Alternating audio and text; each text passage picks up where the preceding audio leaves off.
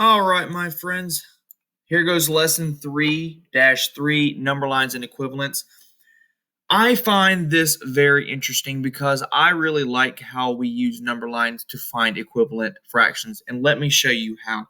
So imagine I have this number line here. I have 0, so that would be 0, whatever my whole is.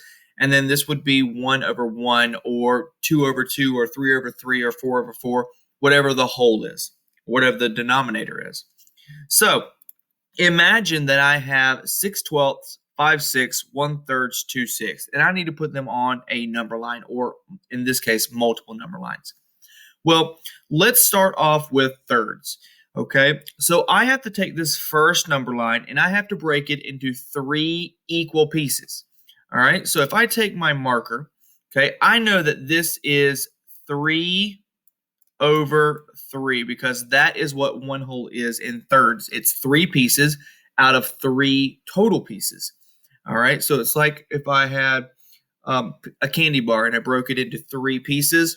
If I ate all 3, I would have ate the whole candy bar. So this one's 3/3. This one's 0/3. Roughly right here is 1/3.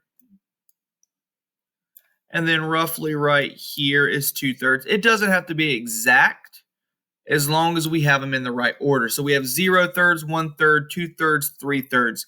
So I'm going to take my 1/3 over here and I'm going to put him right there. So that's my 1/3 spot. All right. Now I'm going to move on to my 6th. All right. So again, one whole is 6 over 6.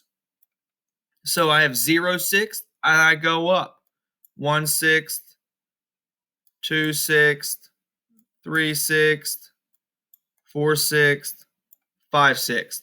All right. So I have 1, 2, 3, 4, 5. If I take my drag my box up, this is 1/6, 2/6. This one's 3/6, 4/6, 5/6, and then there's your 6/6. Finally, we have 12th. I'm going to break this. We already know that one whole is 12 over 12. Then I go 1, 2, 3, 4, 5, 6, 7, 8, 9, 10, 11, and then there's 12. Now these are not quite even, and that's okay.